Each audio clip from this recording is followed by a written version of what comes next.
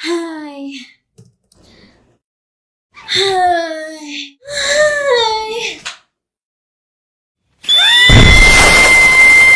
Bored na bored? Mag-V-Smart quiz na! With more than 2,000 questions from numerous topics, this app will keep you entertained habang nagpapatalas ng isipan. I-challenge ang sarili by choosing the level of difficulty. Makipagtagisan din ng galing at talino sa ibang manlalaro sa amang lupalop ng mundo. Para magkaalaman kung sino ang tunay na quiz master. Sa V-Smart Quiz app, lahat ng stress and boredom will all be gone. Hi! Mag-download na rin kayo ng V-Smart Quiz app. Now available on Google Play Store and Apple App Store.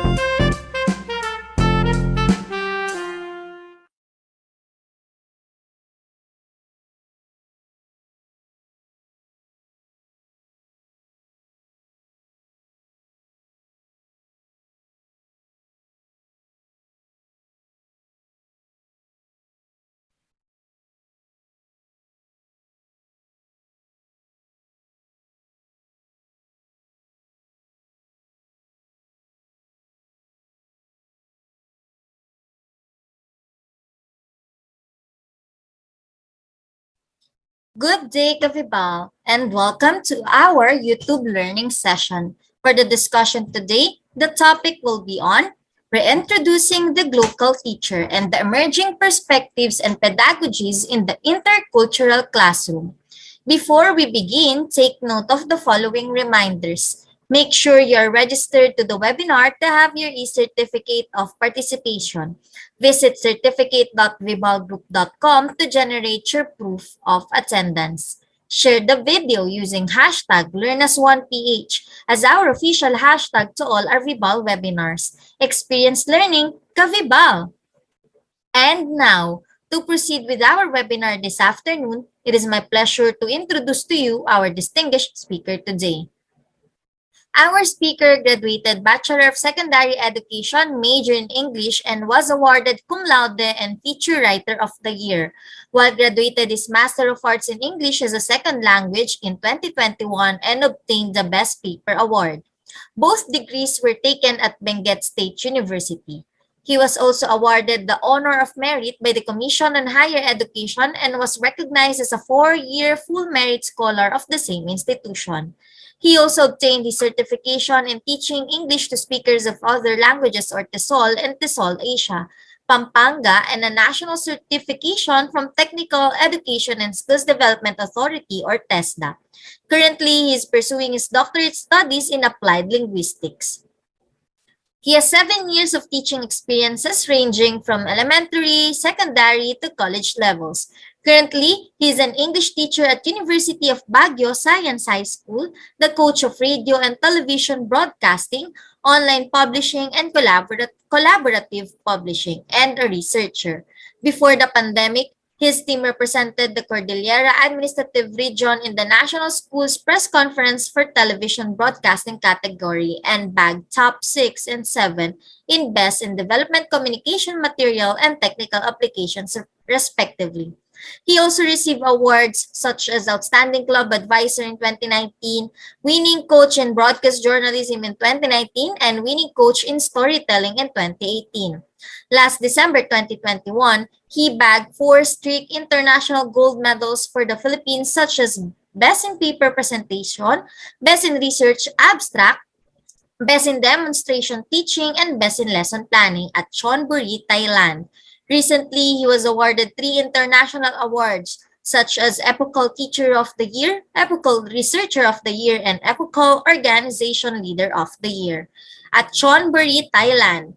Currently, is the Regional Coordinator of Benguet Province of the International Society of Teachers, Administrators, and Researchers, and the City Coordinator of the International Alliance of English Language Teachers, which are both based in Thailand. He also serves as an international plenary speaker, resource speaker, moderator, and panel of examiner in both the organization's international conferences and conclaves. In the basic education, he handles courses such as oral communication and reading and writing, contextualized courses such as creative writing, English for professional and academic purposes, and creative nonfiction and literature courses. Lastly, he also serves as a research speaker and trainer at local conferences in the fields of research, linguistics, literature, and rhetorics, others, events hosting and management, advisor, panel, consultant, editor to research colloquia and presentations, judge or adjudicator to various competitions like debate cups, press conferences, and paper presentations, volunteer to community outreaches and educational programs, and a researcher for various projects. Ladies and gentlemen, let us all welcome Mr. Kevin Jake Morales Angyab.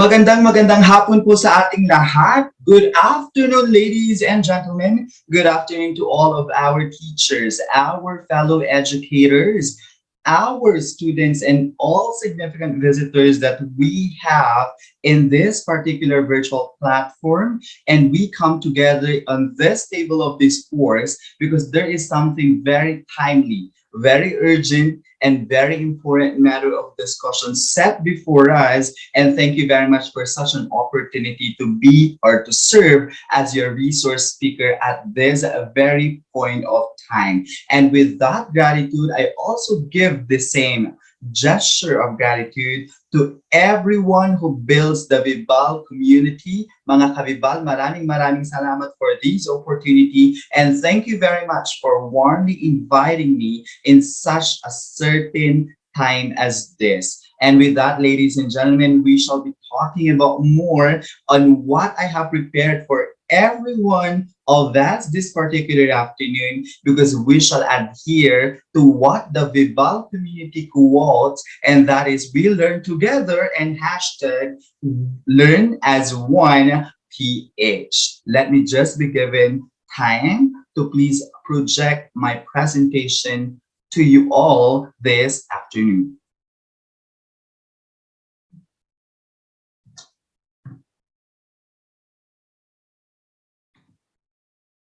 Okay, I will just be setting my timer here, my dear colleagues, because I was just given 50 minutes and a maximum of an hour to actually finish this lecture. But rest assured that we will try to synthesize the vital components of information that we get to learn from this lecture that I prepared for all of us this afternoon. And I hope that on your end also, my dear colleagues, you also will be taking note or documenting these vital information that will be spilled out from our discussion this morning or this afternoon. And with that, let me just set my timer here on my end. So I will also be signaled as to when would I correctly and appropriately end my lecture.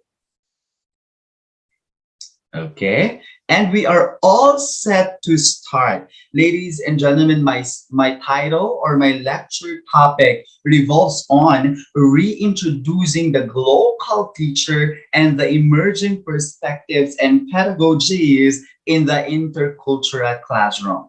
You heard it like right, ladies and gentlemen. I actually intentionally italicized the word local there because I am hopeful and I expect that the poster you have initially seen, which was promulgated in the social media, is a word global. But let me emphasize that that word was intended to be glocal, okay? Because glocal is already the new, the trendy, and the fit concept to describe our roles as 21st century deliverers of information and at the same time facilitators of the teaching learning process. And with that, my dear colleagues, I want you to take time to look at the title once again because there are very striking or very vital, very important terminologies that I was explicitly mentioning in the title, such as the word local teacher.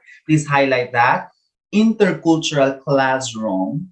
And we also have the word perspectives and also the word pedagogy.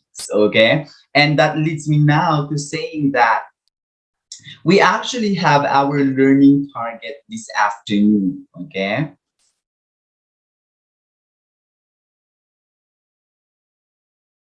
There you go.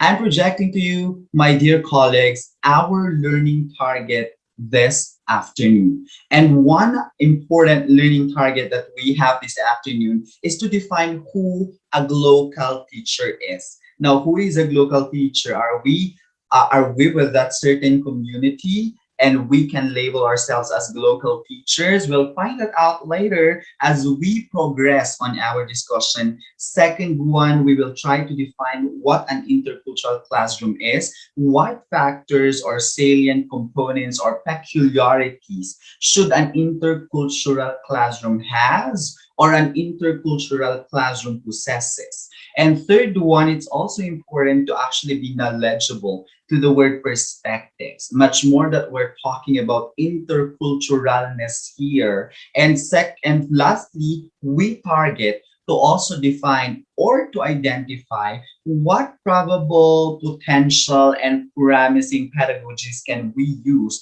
to address this phenomenon in which we are subjected to interculturalness inside the classroom as educators, and that we are trying to teach a group of individuals that are multiculturally and multilingually diverse from us and from the rest of their classmates inside our classrooms. So those are our learning targets this afternoon, and we hope that this 1 hour lecture would educate and illuminate our minds that we are trying to recalibrate and redirect, okay, our roles as educators, and we're no longer just teaching our student the contents of our subject matter, but beyond that is to equip them with 21st century skills of a communicator, a powerful, effective, astounding communicator, or shall I precisely say it, an intercultural communicator possessing a certain level of competence for such a role. Okay, so that leads me now to saying and to letting you revisit our World of Englishes from Cashew's Concentric Circles model, which actually sprouted back in the 1985. Now, this image that you see on your screens, my dear colleagues, is exactly what is Cashew's Concentric Circles model is all about. Now, to give you a background for that, why is it important to revisit this concept when it happened long time ago? Because this is something that intervenes to our idea, okay, of the emergence or existence of an intercultural classroom in the status quo. Okay, and it's important to revisit this concept because this will make us understand the role, the very important, vital, and delicate role that a certain language plays inside the classroom. And I'm pertaining for this English language that we all aspire to be proficient with, and the same language that we use for global communications. So the inner circle, according to Cashew's model, are actually the circle allotted for the native speakers of the English language, and they are actually the people that come from or who come from United Kingdom, from the British regions. We also have those speakers or English speakers from the United States of America, the Australian English speakers, and a lot more. In fact, as per record, and they have grown, there are actually 380 million native speakers from that point of time where the model was constructed, and surely the number had augmented over time. The outer circle is actually for those individuals or countries who still speak the English language, which is the global language or international language, but they're no longer a native speaker of it. They are actually ESL speakers of it, or they are secondary or second language speakers of the said language, in which our country, we Filipinos, are considered to be belonging with. So we are on the outer circle. The expanding circle here is actually encompassing of those countries or individuals who are speaking the English language, but this language is treated foreign in their society. So there is like a limitation of their exposure or experience in actually using this language in their society, because most often than not, they're learning the English language only in the academe or only within the parameters of a certain classroom. When they go out of their classrooms, that's where they use their mother tongues or their native languages, and there is a limited exposure to the target language, okay, English language, among these expanding circles, okay, and they are called the speakers, the EFL countries, or those countries that speak the English language as a foreign language. Now, does it make sense? Yes, it is. I would want to be honest with you, my dear colleagues, that a lot of linguists, a lot of language and communication experts and theorists would actually debunk the idea of a Cashier's concentric model of Englishes. Why? Because according to them, first one, the model is oversimplified. Like there are so much details that were skipped and that were not attended to. Second one, there is an unclear membership of whoever is belonging to the inner, outer, and expanding circles. And third one, because there is a limited criteria in selecting which ones belong to the inner, outer, and expanding circles. And most often than not, we are trying to categorize them as nation-based. And fourth one, because there is already people comparing the native speakers to that of the people who are not native of the English language, but they are still excellent communicators of it. Okay. Now, the concentric model is actually an expression. It's giving us an information of what nativeness is when it comes to using the English language. Again, because English language is a global language. Okay, and this is what we use to converse and communicate not only with our fellows we are familiar at in the Philippines, but even when we land abroad for our education or future employments or whatever matters that may be, we use this global language to transact, negotiate, and establish relationships. And we're talking about functionality and history of this language.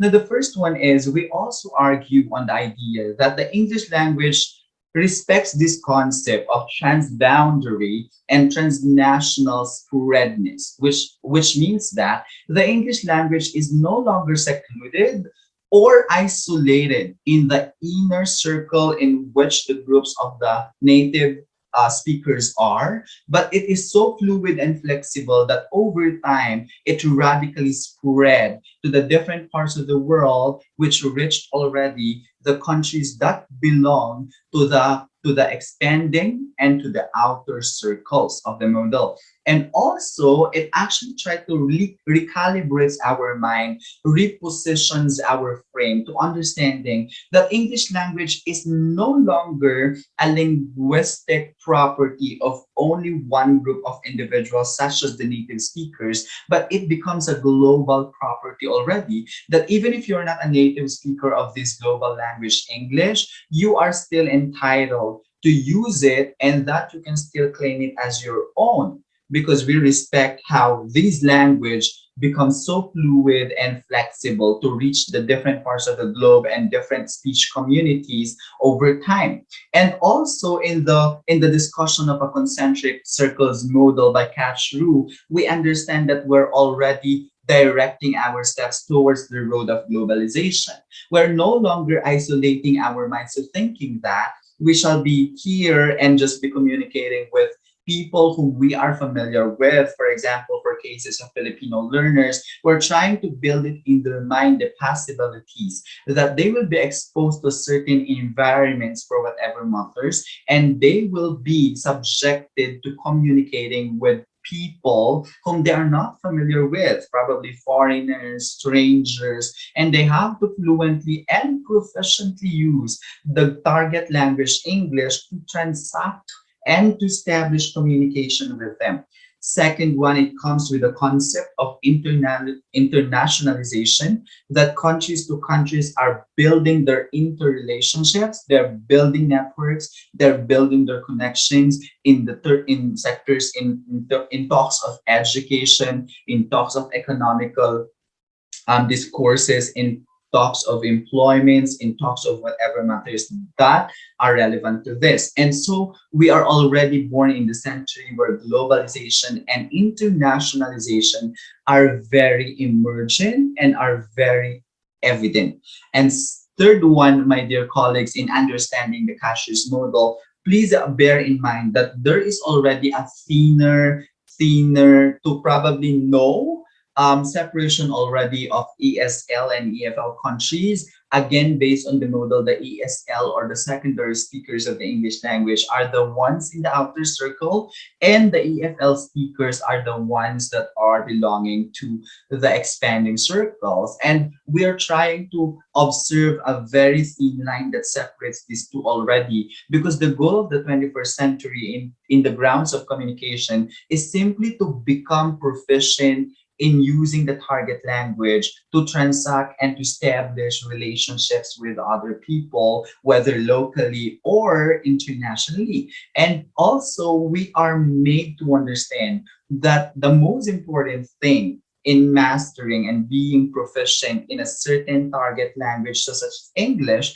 is to actually possess intelligibility of it. That whether we are non-natives, that whether a Filipino speaker like me is a non-native of the English language, or one is a native speaker of the language, such as an American, Australian, or a British speaker, the common denominator is to achieve intelligibility. That when we use the English language inside our classroom as educators, we teach our subject, whether that be math, sciences, or languages, or whatever technical subjects that we teach in our respective academia. That means that when we use the English language to cascade to our learners our contents for the subject matter, there has to be intelligibility, that everyone who listens to us using the English language and pushing our content would understand us and would comprehend us clearly. Okay. Now, in the concentric models, we try to also embrace, because of the concentric models, we try to embrace the idea that the English language is installed, instituted, and hailed as the lingua franca of the world. So it becomes our international language. It becomes the global language, that when we go abroad and we meet people, whether our fellow Asians or not, or the Western people, we use the English language, and this is the language that connects us together. Second, we try to understand that there is a growing pluralism, linguistic heterogeneity, and cultural diversity. Now, my dear colleagues, please know that in talks of a cultural diversity, the classroom already becomes a space and a metropolis, or shall I say, a melting pot of different cultures. We understand that, say, for example, in a certain classroom, all of our students are Filipinos. However, we will not limit our idea that because we are Filipinos, we live in the same home culture, because the truth of the matter is not. We may be similar in certain national cultural identities of that, but these students individually, even they are all Filipinos, they still have striking differences as to their home culture. And they bring that culture inside the classroom. So imagine our challenging job as educators in the 21st century, that we need to cater to this multicultural diversity and this multilingualism that exists in our very own classrooms. Whether you teach the languages, whether you teach the technical subjects like the sciences or the mathematics or the textbook subjects, or whatever area or discipline you're teaching, my dear teacher, please be comforted with the fact that every one of us is challenged, but we're up to this challenge of improving ourselves and becoming good cultural facilitators, okay, because of this cultural diversity that manifests inside our classrooms. And we understand that the English language comes into different varieties. That's exactly the reason why we can determine a certain English speaker, whether this person is a native of it or not, and which country or geographical origin is he coming from, because he produces a certain sound and a certain variety and a certain accent of that.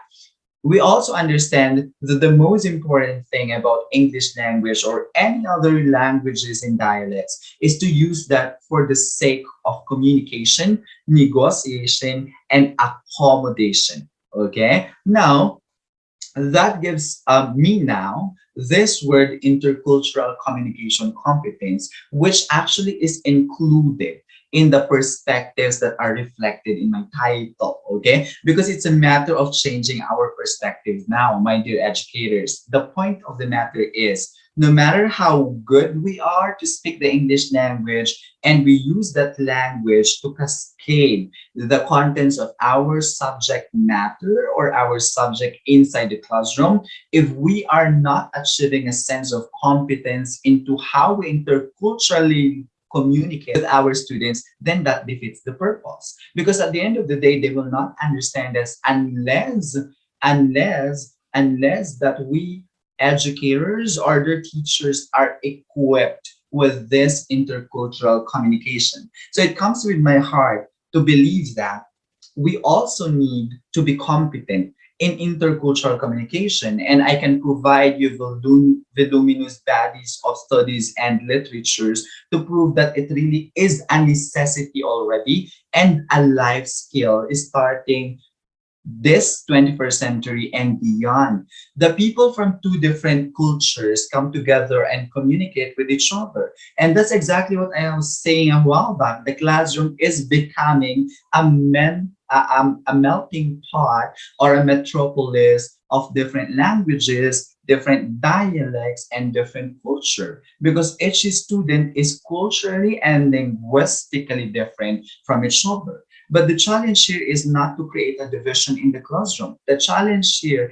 is to unify them despite this multilingual and multicultural diversity that exists among us. And even as teachers, we also bear in our classrooms our own culture and our own language. And the way that we conduct ourselves as educators inside the classroom are affected by these variables. So this one, I wanted us to realize and reflect. This is a matter of also assessing our ability on how we effectively and appropriately communicate with other people from these different languages and from these different cultural backgrounds. In my 7 years of English language teaching, I got to meet a lot of individuals. I was originally, I am residing right here on the north in the Cordillera. I'm a native of the Cordillera Administrative Region, but I also did experience handling people that really are not from here, from my very own region. Or I was able to also, at one point of my teaching career, I was able to work on a certain university outside my town or outside this region. So you see, we are trying to engage not only with learners, but the diversity that exists within our classroom with our learners and with us with our learners. So we're trying to create a new face of an ESL classroom here. We're trying to create a new face of a classroom here. That it's not just enough to be knowledgeable as to the contents of the subject that we teach and we handle, but also how we can interculturally and appropriately and clearly cascade these ideas to our students. And the best way to do that is to learn their cultural identity, to relate the lessons to their cultural backgrounds and cultural knowledge, to become aware of who they are linguistically and culturally is another challenging thing for us educators in the 21st century. But I have great hopes that with this lecture, we will be motivated and we can realize of what exact things could we change in our pedagogies, or what things could we add in our pedagogies so that we can be more inclusive and more encompassing to these realities that exist in the classroom. So I want to show to you the Iceberg of Culture by Hall. And according to this iceberg culture, my dear colleagues, in literally an iceberg, because we're not on an Iceland, okay? But it literally on an iceberg, the only thing that our naked eye can see at a distance is actually the tip of it. But let me also educate you by saying that the tip is only occupying 10% of what we know. If we try to relate that to looking at our students, meeting them right in our classrooms, whether that be virtual, hybrid, or on a full face-to-face learning modality, when we look at a certain student and we get to know them, we only are seeing the 10% of them. And that's what Hall is calling as the surface culture, which means that these are only the ones that we see in terms of their behaviors, the language that they use, the actions that they do inside our classrooms, their genders, their races, their learning styles. But the 90% of that iceberg, if that's the person, the 90% of that certain learner is a deep culture. It's a deep structure. And it would take time for us, my dear teachers, to actually learn this and unlearn this from a certain student, such as his abilities, physical abilities, his age, his values, his life experiences, his thoughts and perspectives, his religion, sexual orientations, cultural identities or backgrounds, and so much more. Okay. Now I'm saying this because again, our students are cultural beings too. Okay. And then when they come together in our classroom, there is a very thick um platform or a very thick space of multilingual and multicultural diversity that exists. And part of our job as educators is to really be vigilant about it and to also equip ourselves to handle such. Okay. Now, the intercultural communication competence is what we needed to achieve. If we wanted to really be effective educators in the current century, we need not to only be good communicators, but we need to be good intercultural communicators here. And competence is what we need. We needed to know, that's the knowledge. We needed to be aware or knowledgeable to the cultural identities of each and everybody in our classroom. We needed that skill, how we can teach our contents or the subject itself or our topics in every day, with the understanding that these students would come to different are coming from different languages and different cultures, and the ability to also use again the English language to reach them out. Okay, so this one is what we needed. We are not just secluded on achieving a skill here. The point of the matter is we are pushed to acquire the competency because it's more holistic in that paradigm. Now here, so is intercultural communication relevant to the educational curriculum of the country? Yes, definitely it is. If we go back to the framework of the mother tongue based multilingual education that actually starts as early as kindergarten up until the grade 3 or even in the entire elementary levels, that already is reflected. That ICC is reflected and is embedded in this MTB MLE framework. Another thing is to go back to the K to 12 exit points, okay? And it says that a 21st century learner that we're trying to develop in our schools should possess 4 different skills, and one of those 4 is actually effective communication skills. And to be more precise about that, probably we can call it the intercultural communication. That's what they need for their higher education. That's what they need for their middle level skills development. That's what they need for entrepreneurship, and that's what they need for their future employment. Not only that, on the sustainable development goals of the United Nations or the UNESCO, this intercultural communication skill is also bannered on the SDGs. Okay, so we have like a lot of frameworks that really encourage our educators in the current century to really be empowered about intercultural communication and to achieve that competence that is necessary for that.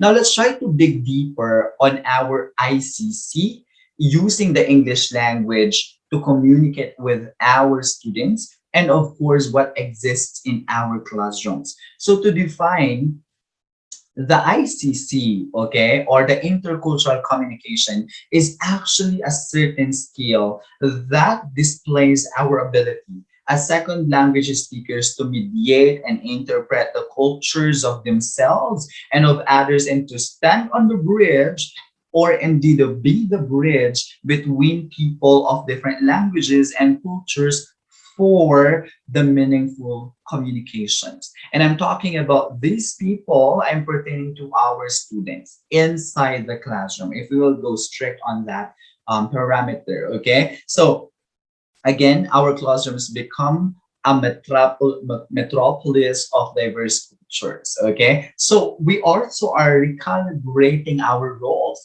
My dear teachers, we are not just deliverers of information, we become professional mediators between foreign languages, probably, or between different cultures inside the classroom, and thus we become teachers of global culture. And when we mean global, that's glow as in global, that we import international concepts or ideas or global ideas inside our classroom, and call as in local, okay, when we also become knowledgeable of what exists on our immediate society or locality, and we also bring that in to our classroom. So the culture is the core of language teaching, and I would also wanted to extend the idea by saying that it's not only our priority as English teachers to be culturally aware, or it's not just English teachers job to be equipped and be competent in intercultural but rather all of us, regardless of the subjects that we teach, we need to be competent in intercultural communication, and that we understand the relationship or the inseparable interwoven relationship of culture and language. And when we blend that together, surely we can be competent to intercultural communication. And that we understand ICC is an ESL requirement. It's a requirement in our 21st century oriented classrooms. But the problem is there are so much studies that reveal that there is a growing number of educators in the entire country who are feeling unprepared for integrating intercultural communication competence in their very own classrooms. Second problem or challenge that we have is there are so much scarcity or scant bodies of studies that talk or address intercultural knowledge and immersions. And we have like a very restricted cultural contents and ICC responsive pedagogies and materials in our classroom. Therefore, these are certain glaring areas that we need to clarify, and therefore we take challenge to actually satisfy these things so that we can smoothly introduce to our students intercultural and that we can also build amongst themselves their competence to it. So we are trying to be competent to oral communication, and we also try to empower our students to be interculturally competent as well, because we are trying to debunk the fluent fools. Now, the fluent fools is what Bennett and Byron called as the person who has good language skills. He's very fluent in English language. He's very fluent in Filipino. He's very fluent in whatever language that we use in the learning process. But the problem is this person achieved fluency and structural accuracy. Like he's so good, like he's very rich in the words that he uses or she uses in communication using that language. He's so perfect on the grammatical compositions of that language, whether that be oral or written. But the problem and the danger is this person lacks the cultural competence. He doesn't know whom he's talking with. Our communication, the use of our words, and the use of our language in general should naturally and inherently adjust depending on the cultural identity of the group that we are speaking to, or depending on the cultural diversity that exists in the space of our communication. That's the key to a winning communication. It's to adjust based on the cultural ambience, okay? And inside the classroom as educators, we are confronted. We are teaching 20 and more culturally and linguistically diverse students, and we need to adjust to all of them, and that these 20 students, say for example, should also adjust towards their teachers in return, okay? And part of that is not just to be fluent on the language, but also to be competent in and competent and aware of the cultural identities or backgrounds of the people inside a certain classroom. Okay, so we are saying no to fluent fools. Now there are so many frameworks, so many paradigms, theories, and even models that were constructed to show us that in achieving competence to intercultural communication, there are so many subwires, or shall I call components or factors that one need to adapt with, okay, based on Byron's model, because Byron is known to be the father of ICC. He has these subwires, same as the factors or components in other models, and he's trying to actually explain that from the subwires, we actually empower ourselves to achieving competence in intercultural communication. One has to have that knowledge. That's one of the subwires. We also have like skills of interpreting and relating. We also have to possess intercultural attitudes. We should possess skills of discovery and interaction, and also critical cultural awareness. Other models would also have their own words for that, but generally, I want to share to you for easier understanding. This is what we call the ICC-ELTEFL or ESL framework that was conceptualized by Chow back in 2015. Now, based on Chow's framework to illustrate how ICC works inside the classroom, there are four significant factors that an educator or a teacher should possess in as far as intercultural communication competence is concerned. And once this teacher fulfills the four different factors, only then can the teacher be competent or be assured to be competent in intercultural communication. So the first factor, if we wanted to achieve ICC as educators, is to achieve affective orientations to IC. Okay, what does it mean? We have to establish an open attitude, a friendly, congenial, welcoming attitude, and a non-threatening attitude towards multilingualism and multiculturalism inside our classrooms. Sometimes our biases and prejudicial or stereotypical ideas about a certain culture in our classroom will paralyze how we deal with people and how we teach the contents to a certain student. Okay, so it's a matter of opening our mind more and becoming more welcoming and more believing to the possibilities and realities of having to teach students that come from different places, and so logically they also bring in their own culture or their different culture inside the classroom. We have to be friendly to those. We have to be open to those. It's a matter of attitude. Okay, it's an effective orientation. Second factor, according to the same framework, is that we have to build capabilities for IC. That's exactly the reason why our next target for this lecture is to know which pedagogies can we use and can opt to use inside our classroom regardless of the discipline that we teach, because it's one of the factors we need to fulfill. That is, if one wants to achieve competence in intercultural communication. And I encourage you to be in that agenda.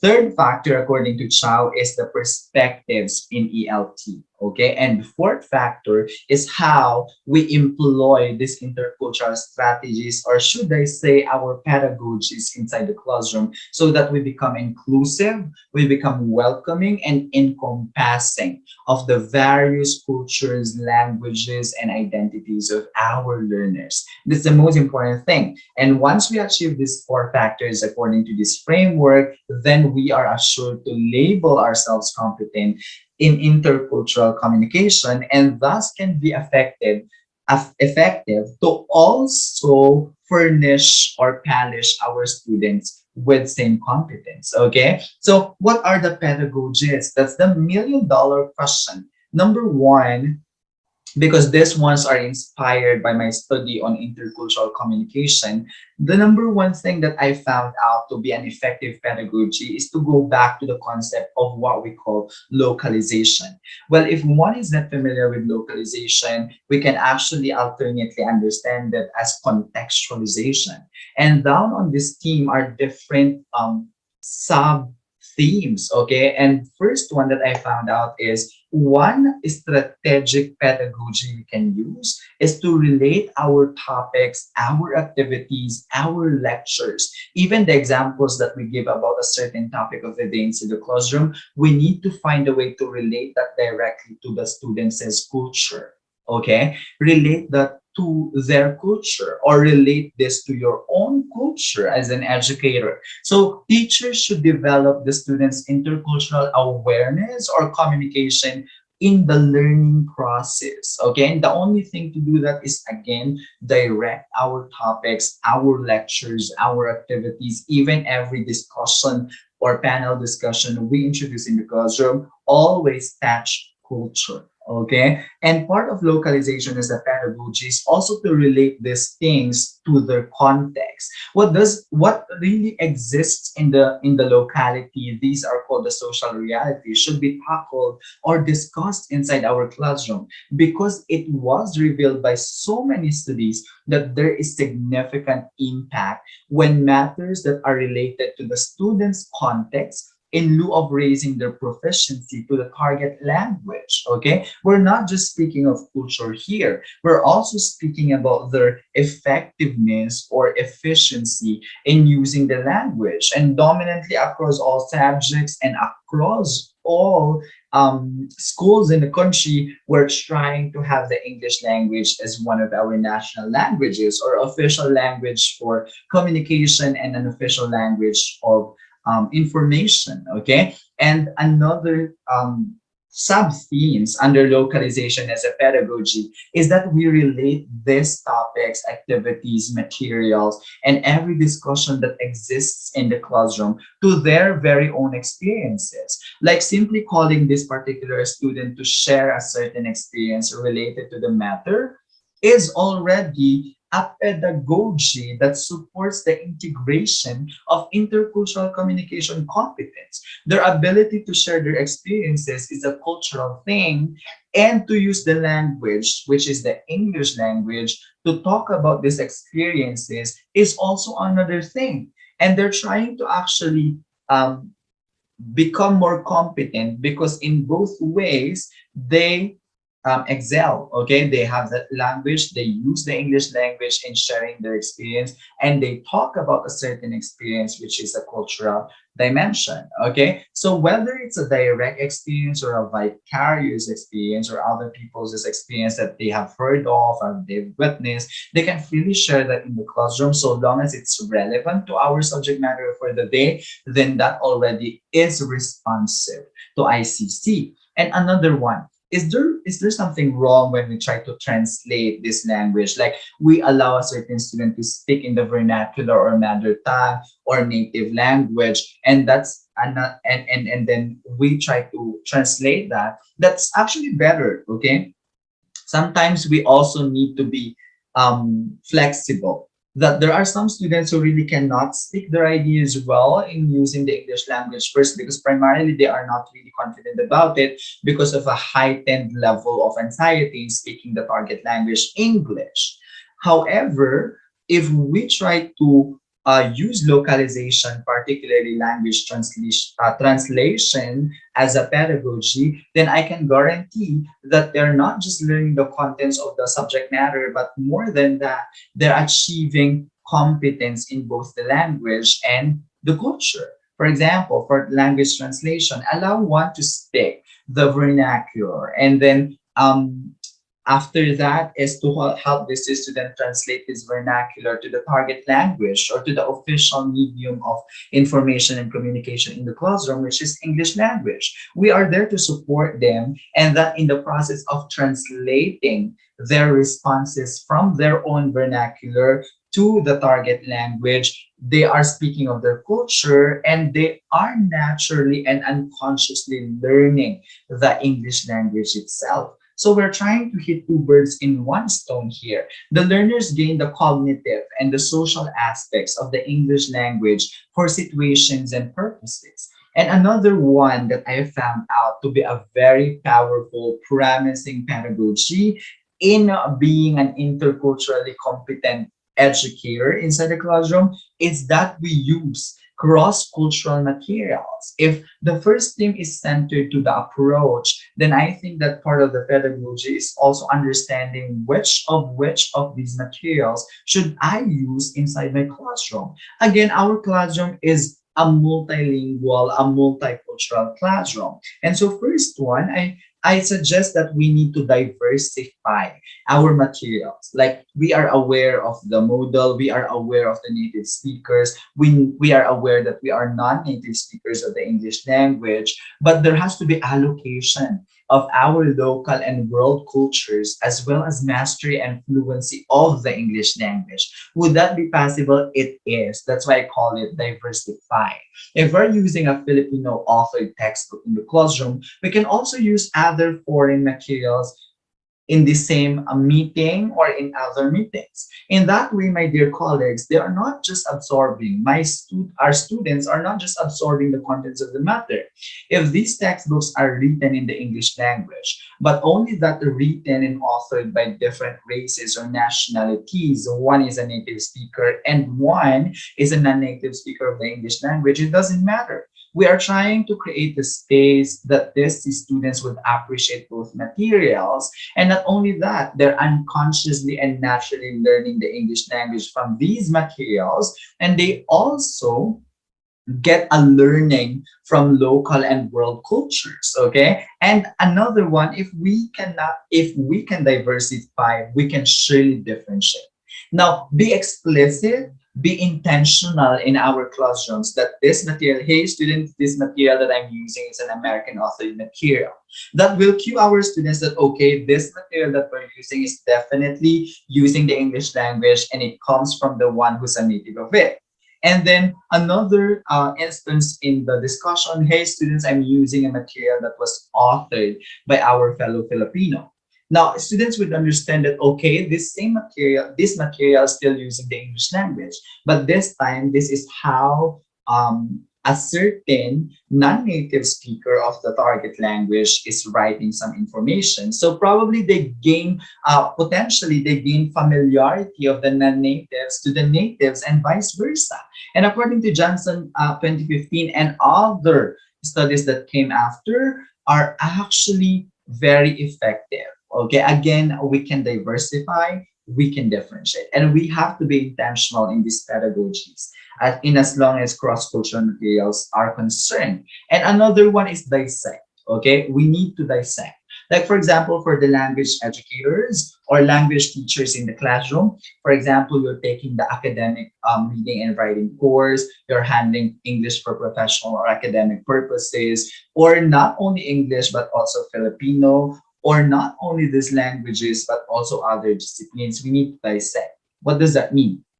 There are some certain points of our discussion when we can be explicit, we can be straightforward to say that, okay, this word is a Philippine English word. This word may be understood, okay, in our Philippine setting. It is an English word, but it is only understood in the Philippine setting because this is a word that was created right here in our country, okay? But when you go to the international communications and you're using the English language, probably you can change this word into something like this because this is exactly what they internationally understand. Okay, for example, presidentiables is a Philippine English word. It is a Filipinized word. Now, a Filipino can say presidentiable in any part of the country when they speak with English fellow Filipinos speaking the English language, we all understand. But when you go to international communication, you can shift that word to saying presidential candidate instead, because other English speakers would not be knowledgeable as to our Philippine English words. Okay, so we need to dissect these ones that you see in our textbook or materials are ones that belong here and belong there. And also, part of dissecting is also using authentic materials. One powerful move to actually be responsive to the development of IC or ICC in our classroom, my dear educators, is to employ, use, and utilize authentic materials. For language teachers, you will know that these materials are ones that were not purposively created to actually teach language, but they can be used to teach the language. Okay, that's authentic materials. And I would want to repeat that authentic materials are ones or are the materials or tools that are not exclusively and primarily created to teach the language, but they can actually be used in the classroom to teach the language. And that's the same thing with the other disciplines. You can get materials that were not exclusively created for your discipline, but you can actually use these materials to teach the content of the matter. And not only that, the good thing is you don't just teach the matter, you also use these materials to talk about culture, okay? That students can find relevance, connection to these materials that we're using in the classroom. So, in other words, we're trying to foster variety, rich variety of materials in our classrooms. And that's a great strategic move to actually develop our competence in intercultural communication as educators, but also the intercultural communication competence of our students in the long run. Okay. Now, another pedagogy that I discovered is to actually be of critical cross-cultural discourses. What does that mean? It comes into sub-themes like first expert sources, inviting speakers from the outside world is actually something very beneficial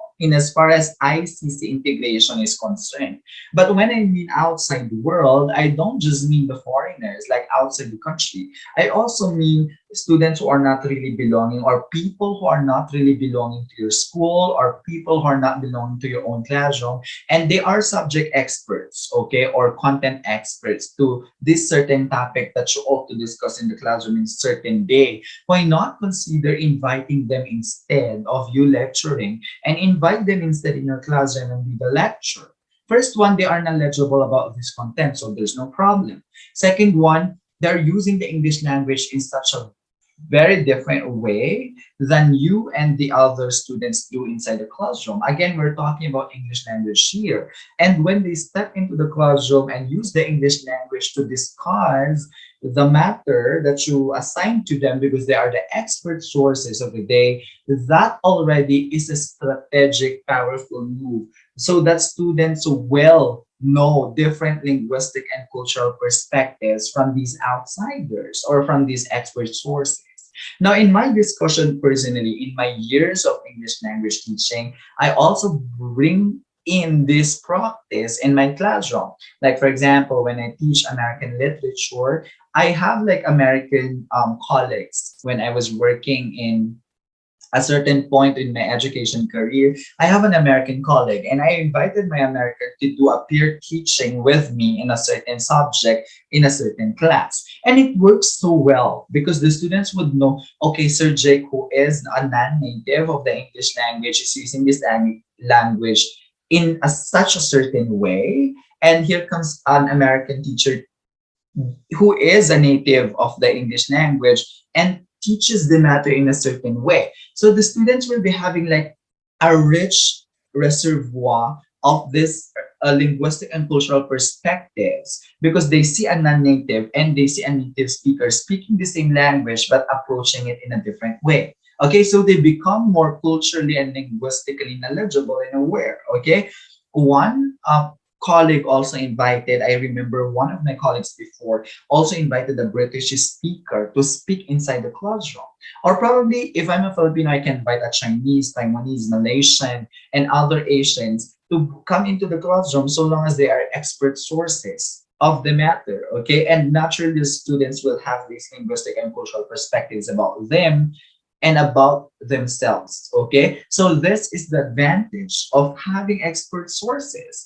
Put it into practice to import expert sources, but of course in a right amount, and at the same time you have to also condition our students, because one thing I found out in the course of this study is when the students are really not prepared to meet expert sources inside the classroom and they were caught off guard, that already is not motivating them. It's be making them more anxious. They don't even reside, they don't even dare to speak, because again the familiarity was not built, or maybe the educator who imported the expert source did not condition the students that, hey class, one person is coming in tomorrow to discuss about this topic. No information for that. So that's going to be a word of caution to all of us.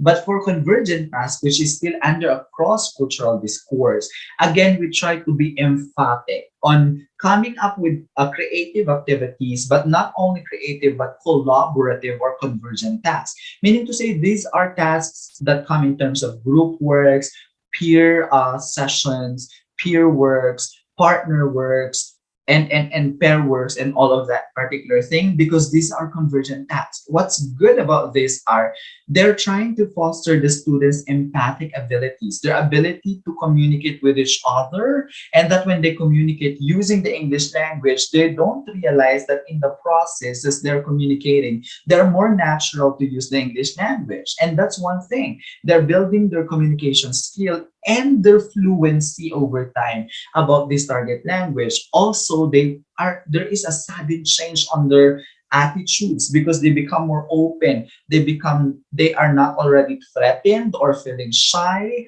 about their cultural background, about their ability to use the language, because they become open in accommodating the views of others in a certain group work. Or they foster respectfulness, which is an effective orientation. If we go back to Charles' framework, respectfulness of each other's differences, and of course others' positive traits. Okay, and another one is the game. Why not be innovative, creative in our classrooms and try to lecture on our topics, introduce activities in forms of games? Because games are proven to actually not only be ICC responsive pedagogy, but they can offer an immersive environment in which extensive use of the target language is seen and observed, and that the cultural aspects are also being learned naturally by our students, because games increase their communication and collaboration among diverse learners. Pardon me for the typos on this slide, but I hope I was able to relate to you the sense of it. Okay, again, these games, they do not just enjoy, they naturally realize that after the game they become more open to other people, they become more fluid in the way that they communicate with other people in the grounds of the game, and that they're using the English language to communicate with each other, like talking about instructions, probably mechanics, probably encouraging each other to win the game and compete fairly with the others in the classroom. Then that already is responsive to ICC. They become more knowledgeable, culturally aware, and at the same time linguistically knowledgeable.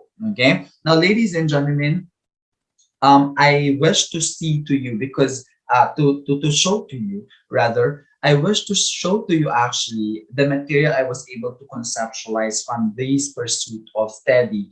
And that material is what I'm working for in the moment. I'm trying to actually finalize this material, although I already have like an initial or a raw output of it. It's actually a matrix, because based on these findings that I've gotten about intercultural communication and its integration in the intercultural classroom, that I have came up with a matrix that would actually assist the teachers in evaluating or assessing if they have integrated ICC in a certain lecture of the day or any certain activity they have conducted in their classrooms. Okay, but I would want to really show, I look forward to having another platform to show to you this particular material, and hopefully it will really be of our benefit.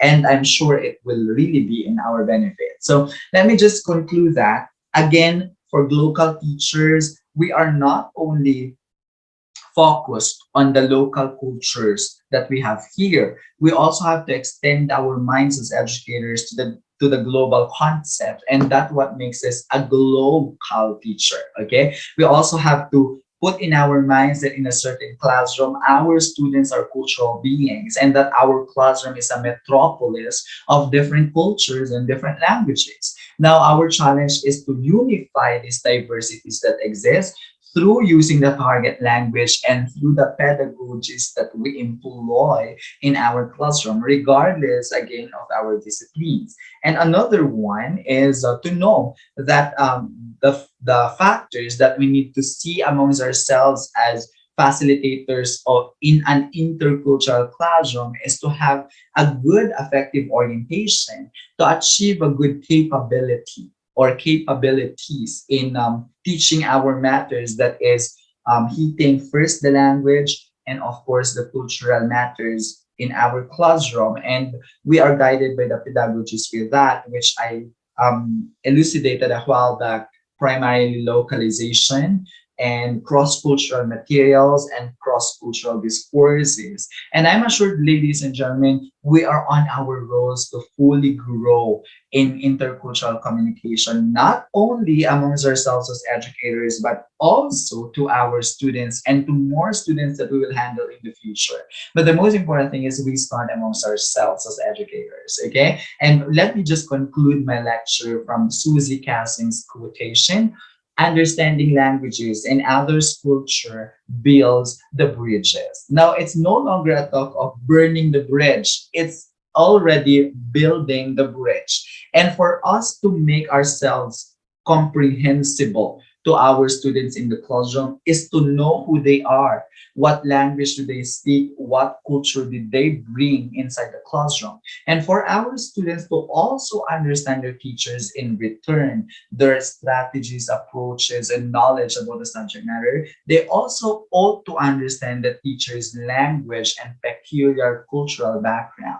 And when two parties do that in a certain communication space, particularly in our classroom, in recitations, in discussions, in activities, and so much more, then I think that everyone already, I'm confident, and I concur to the fact that all of us are gearing towards competence and intercultural communication. With that, ladies and gentlemen, we are prepared.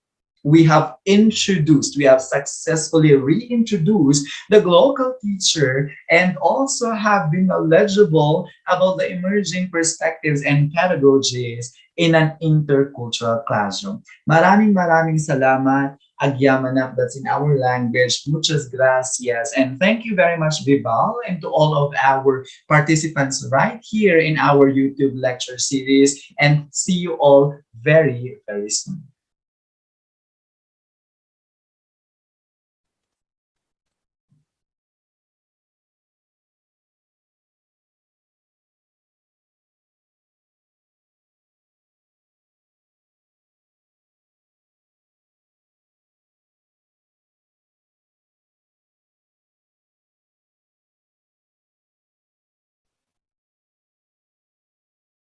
There we have it. In behalf of Vibal Group Incorporated, I would like to thank our speaker for the day for this indeed very eye-opening and insightful learning session. It is an honor to have you with us today, sir. And to all our Kavibal viewers, all thanks to you for your continuous patronage to all our daily learning session. Don't forget to register to get your e-certificate of participation. We also encourage you to subscribe and watch on our official Vivo Facebook and YouTube channel. Muli, maraming salamat at magandang araw sa ating lahat.